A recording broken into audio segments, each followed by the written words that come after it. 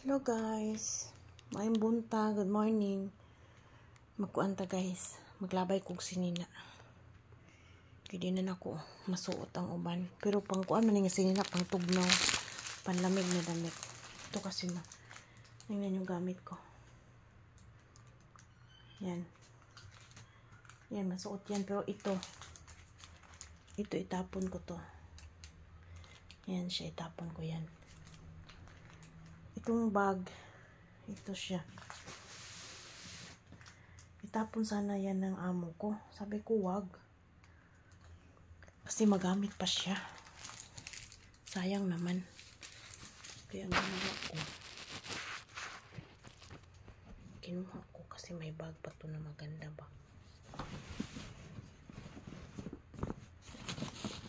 Maganda kaya siya na ano.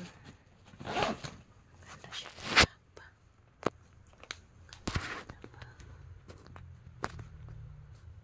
Maganda siya. Kinuha ko. Tapos may ano pa siya. Guys, mahal ba yan ito?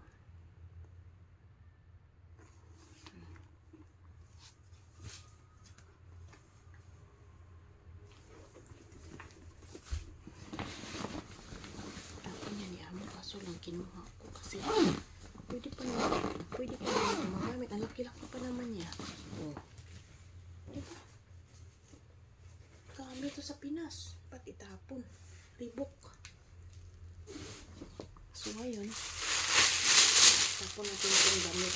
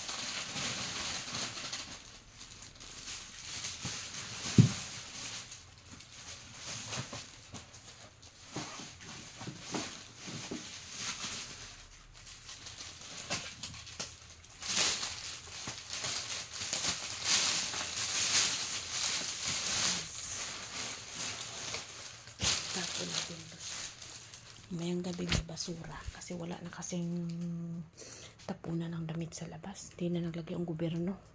Pinaalis na kasi yung inilagyan na nga sila ng lagayan ng damit, doon pa naman nila ilagay sa labas. Di man nila ipasok sa loob kaya tinanggal. Tapos yung mga pinakalumang damit, dapat din na daw itapon doon. So hindi kasi masunod ng mga tao kasi ang sa kanila is itapon.